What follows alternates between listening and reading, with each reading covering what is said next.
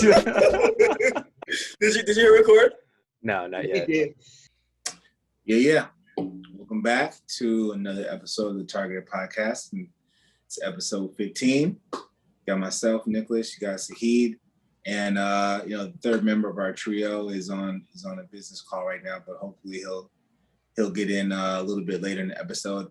And this first part, I mean, I think he wants to talk more about WandaVision anyway.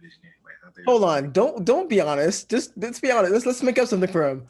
Omar had a paper cut, and now he's currently crying about it, and that's why he can't join us right now. So, yeah, that's the truth, and that's how that's gonna be. Yes. Okay. I'm not gonna do him like that. I'm gonna do him like that. Terrible. It's terrible.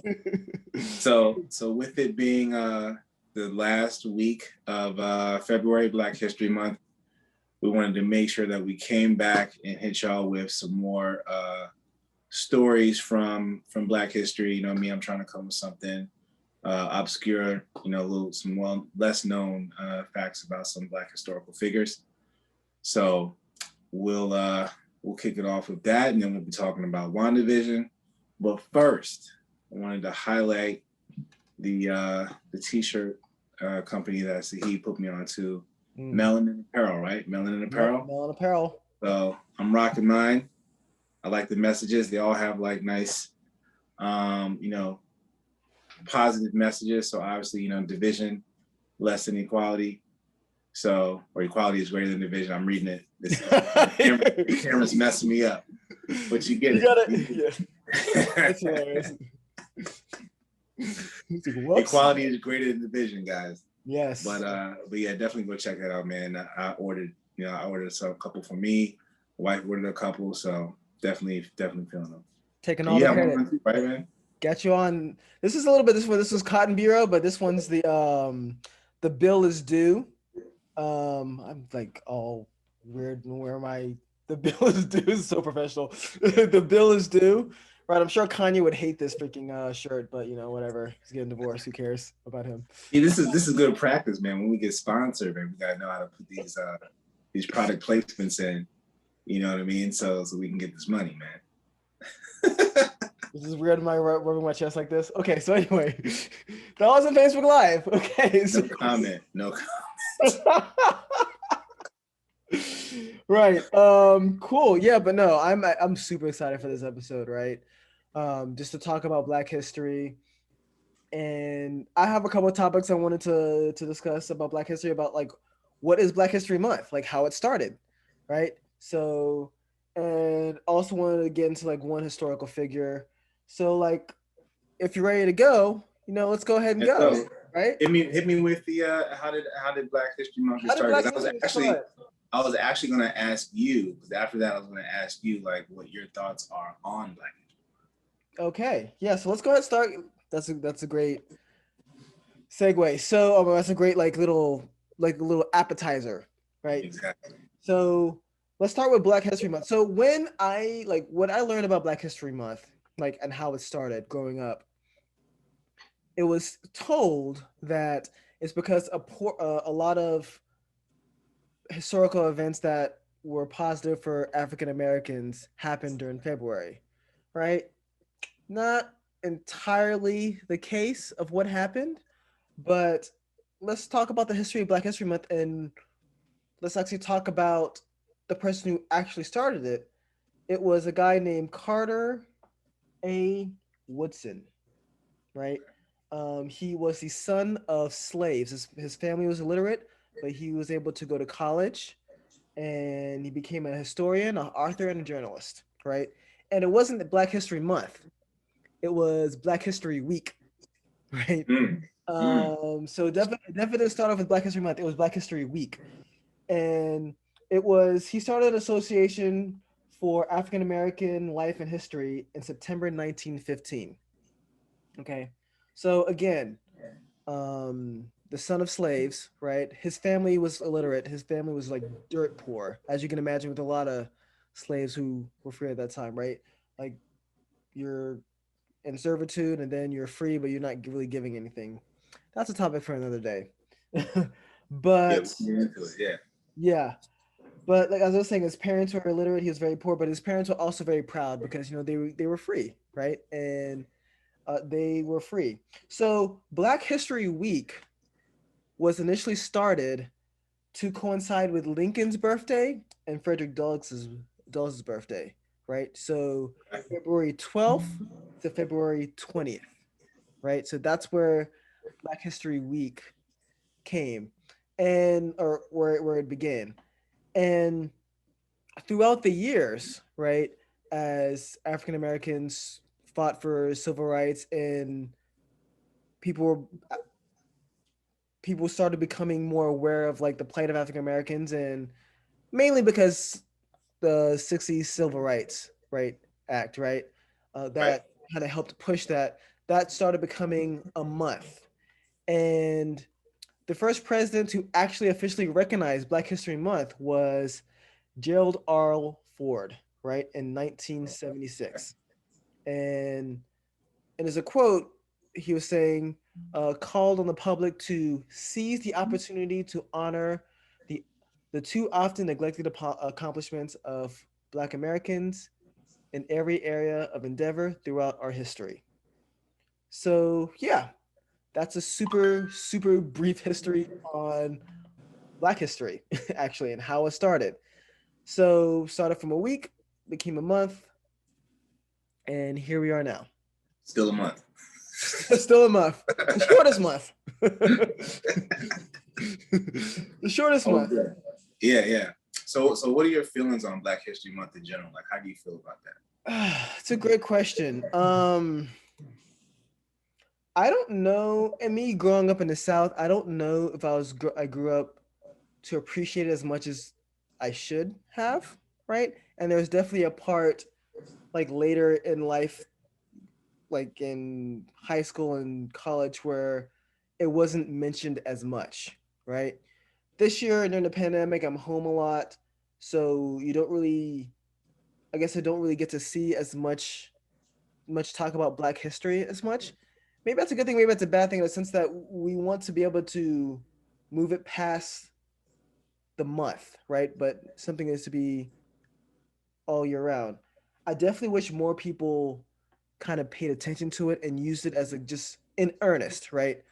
Used it as an opportunity to really learn and kind of see where our country is now and what Black people in this country who were slaves in this country had to go through to get us to the point where we are today.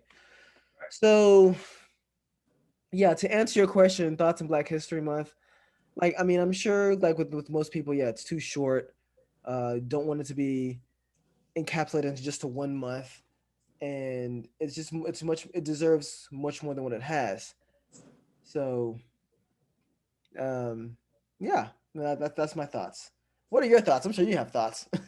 Yeah, man. So it's like I have mixed feelings about it, right? Like Yeah. I appreciate that there is a month focused on Black history and culture, and every year around this time, I get back to thinking about like my family, ancestral roots, and all that type of stuff. Mhm. It's one of the reasons why I did the DNA test, right, to figure out what um, my genealogy is, right? Because I can't just go, back in history or talk to family because a lot of history for Black Americans have just simply wasn't recorded or was deleted or messed up on purpose or what have you, to further the slave trade and Jim Crow and other things of that Yeah. nature. So I do appreciate it, and it does make me go back and look up like historical facts and stuff.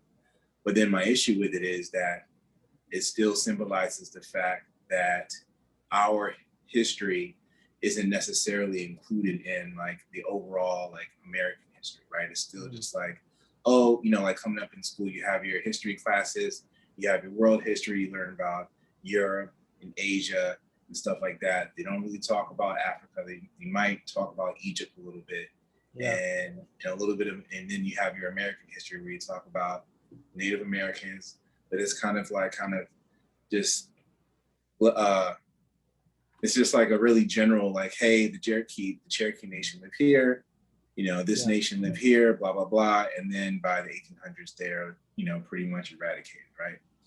And so, yeah, it's just a symbol of that. Like, it's still just like, our history isn't really woven into the overall American history. And then, this time of year, just thinking about school, you learn about the exact same figures every year. Yeah. Martin Luther King Jr. did this. Malcolm X did this. Rosa Parks did this. Harriet Tubman did this. And that's great. But you don't really learn about, like, what Jim Crow was really like, or what was it like to travel around America as a Black person during various time periods we were talking about before, like where you had a book to tell you where you could stay, where you could eat, what towns to stay out of, all that type of stuff. Yeah. So I'm a little mixed about it. You know what I mean? I did want to point this to you. So apparently the New York Times has like a new project. Well, it's not new, but 1619 Project. Exactly. Yes. I read it all, and it's awesome. I love it.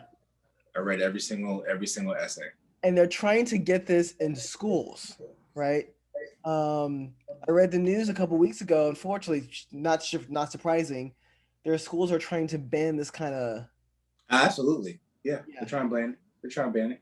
Yeah, they're trying to ban this kind of study, and it's crazy because me growing up in the South, me listening to people talk about, oh, why is it got to be about race? People trying to avoid the topics, right? Yep. This is people not trying to own up and address the problems. They want to just sit and like feel guilty. Like, I'm not. They even going so far as to say that there's like a bunch of lies, it's outrageous, Which is untrue, BS, which is obviously and all this BS, stuff. right? And it's like, well, it's better than the revisionist history that we've been handed over for years.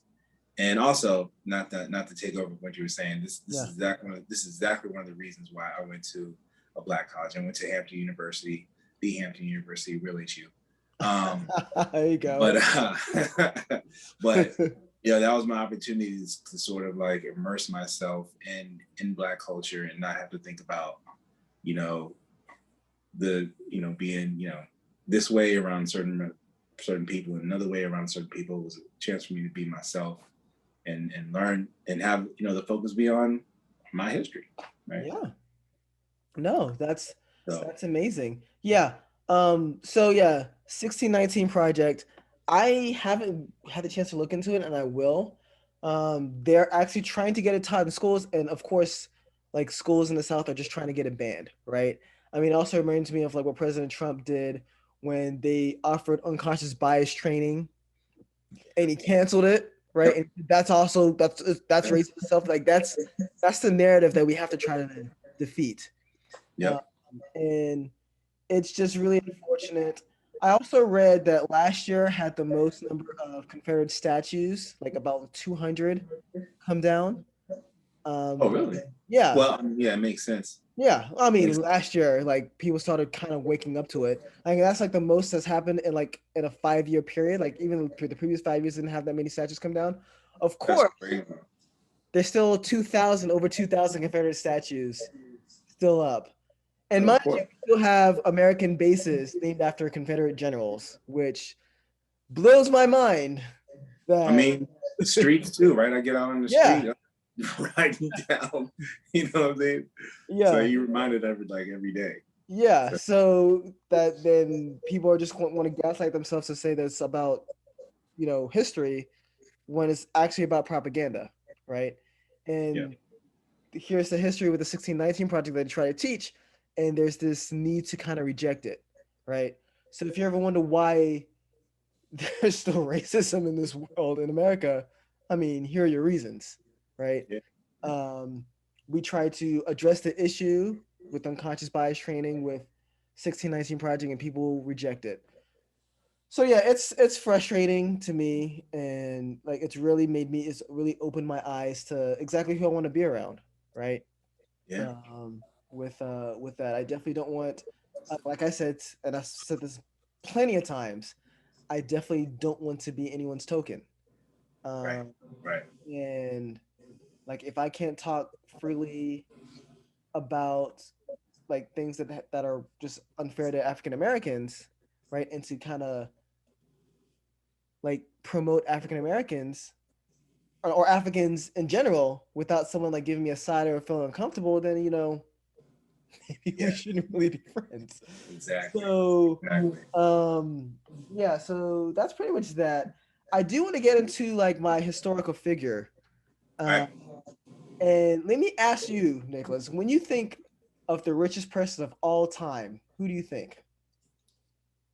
I know where you're going, his name is like right on the tip of my tongue, but I can't even.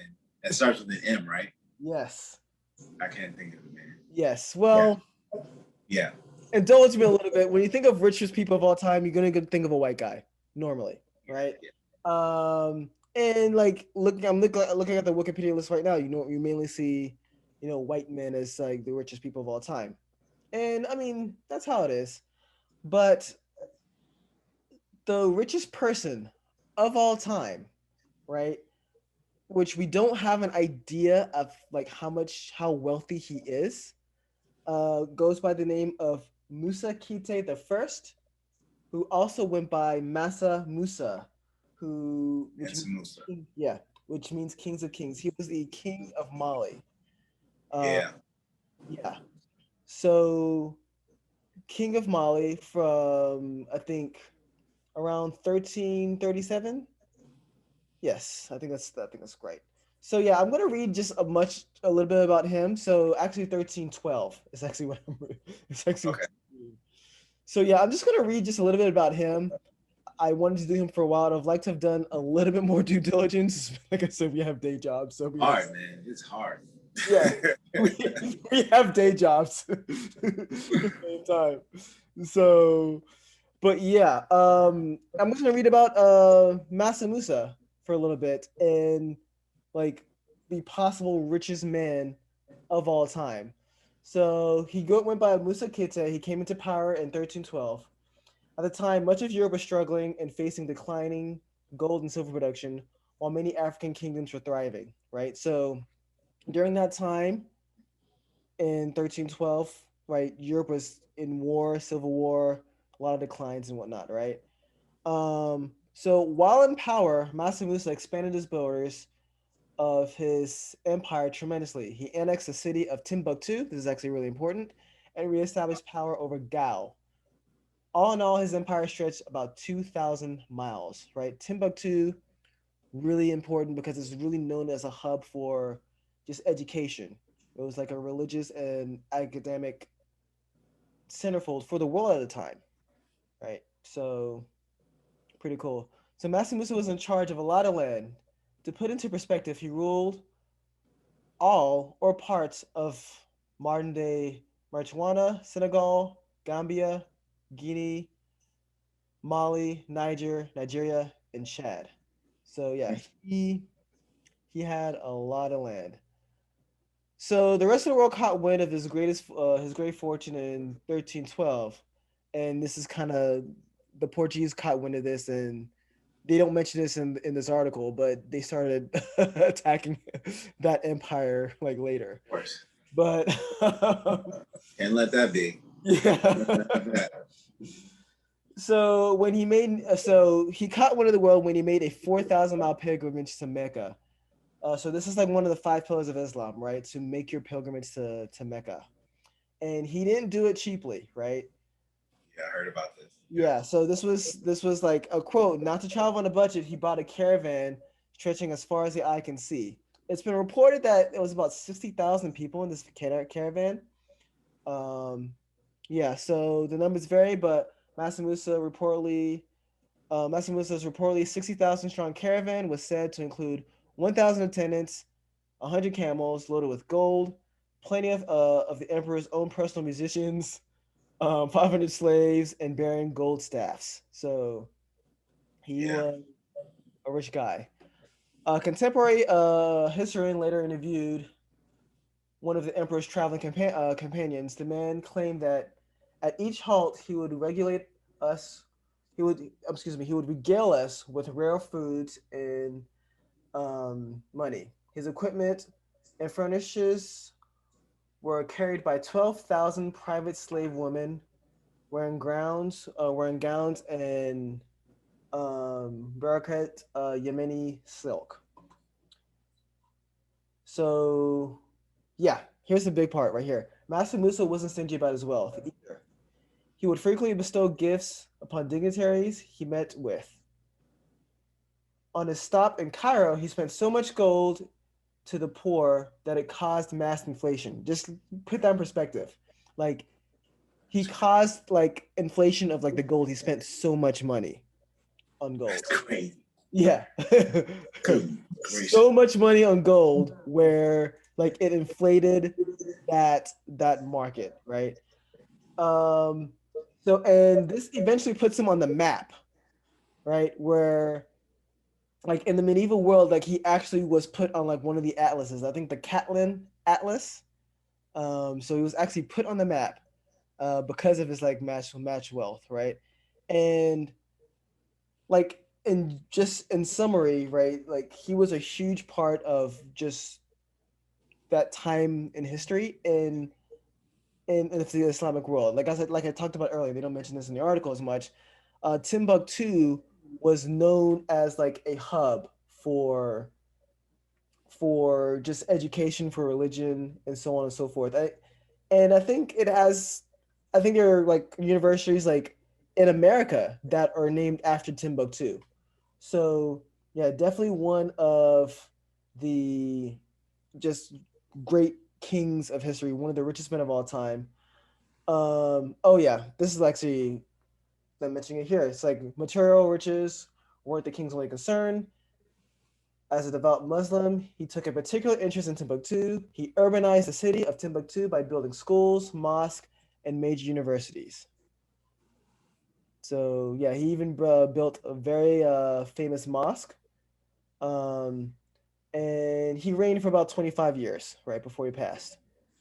So yeah, I don't know what's going on, man. You're getting a little choppy. I don't know what's going on.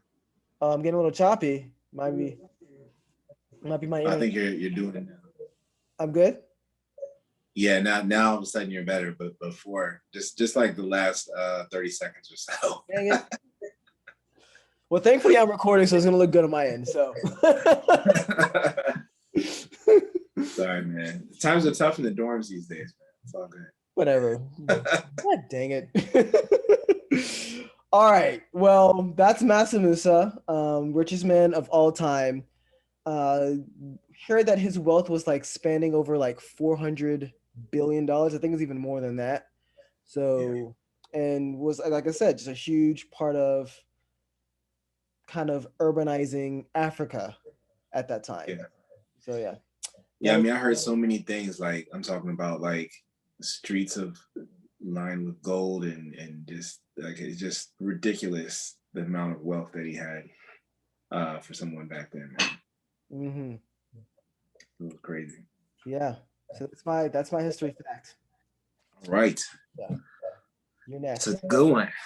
All right, so my historical figure for tonight is a man by the name of William B. Tillman. All right, and so he was born as a free black man in the 1800s, let's say around 1834, Mm-hmm. and he was born in Delaware.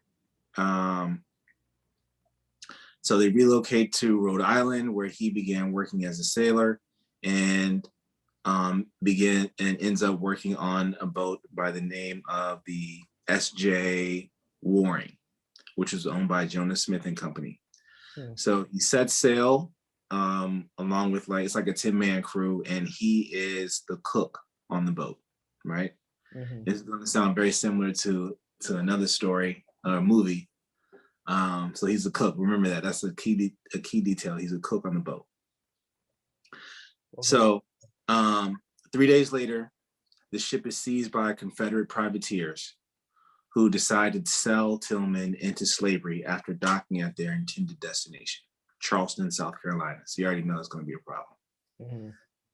So he, you know, instead of just like succumbing to becoming a slave, he enlisted with the help of William Stedding. He recaptured the ship. And the story goes that on July 16th, he waited until dark, struck both the captain and second mate multiple times in the head with a hatchet that he had hidden from the Confederates. And the first mate who was awoken was also killed in similar fashion. All the wounded men were thrown overboard to die. Gruesome. Yeah, all this happened in about 8 minutes. The remaining Southern shipmen were caged, and then Tillman assumed being captain of the S.J. Warren, and he successfully navigated it back to New York. So basically, like, he's with one of the earlier like Black heroes in the Civil War. No criminal charges were filed against him, and he was even approached by the founder, I think, of like the Barnum and Bailey Circus, was it Phineas T. Barnum, to make appearances at his museum. Mm-hmm. So he's basically just hailed as like a hero of the Civil War for what he was doing. But when it said that he was a cook on the boat and he took it back over, it reminded me of Under Siege 2 with Steven Seagal, because he was also a cook. No, I think it was the first movie, because he was also a cook, right? And he had to like defend the boat from these pirates or whatever, from killing everybody and taking it over.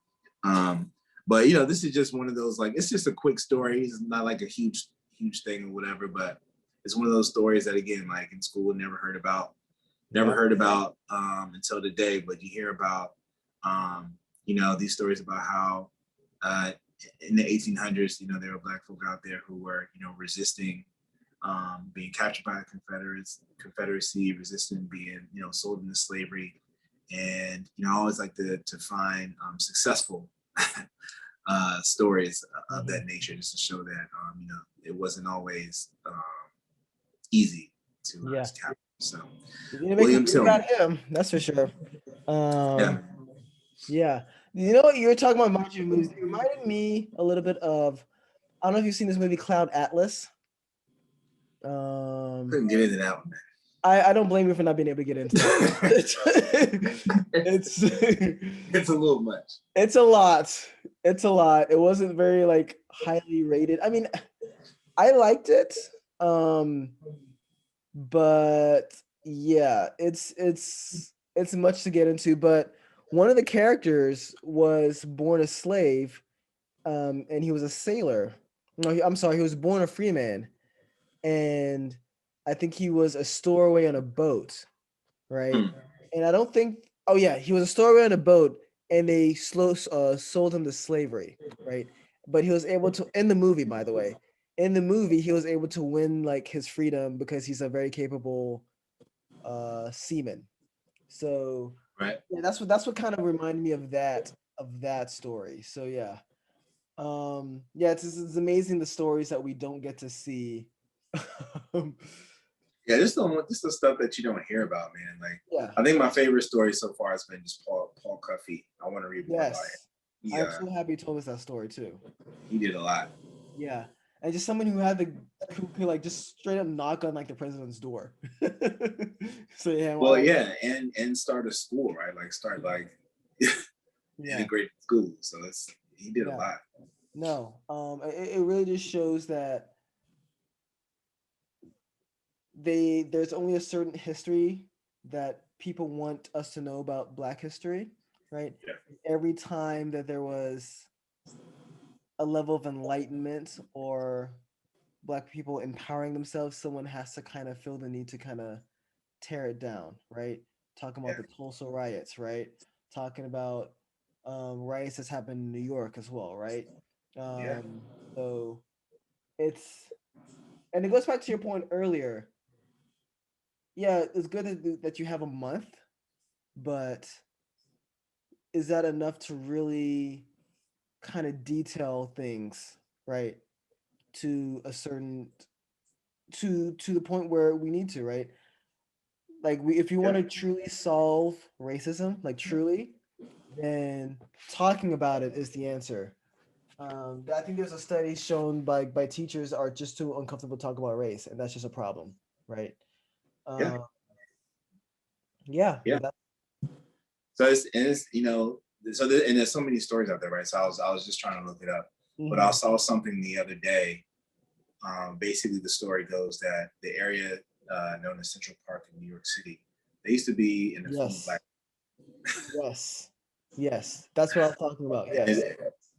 It's now it's this famous. You just think of it as a park. Yeah. I never would have known that it was anything else, but yeah, it was an affluent black neighborhood. Yep. So it's this. It just goes to show, like with that Tulsa, like every time we've been able to build something for ourselves, someone finds a way to tear it down. Yeah. So, and they find ways to try to tear it down, even within the African American community. Actually, news. Speaking of historical black figures, Malcolm X. Did you hear about the news about that one? What was that? Oh, you didn't hear about the news? Okay, so Malcolm X apparently, no, this shouldn't be surprising anyone, that apparently the New York and the FBI were implicit on like his murdering, right? Yeah. Well, one of the New York policemen on his deathbed said that it was their job to arrest Malcolm X's bodyguard, and they made sure that his bodyguards were arrested the week before he was assassinated. Right. So his children had like a call to reopen his investigation so they can find the truth behind his death.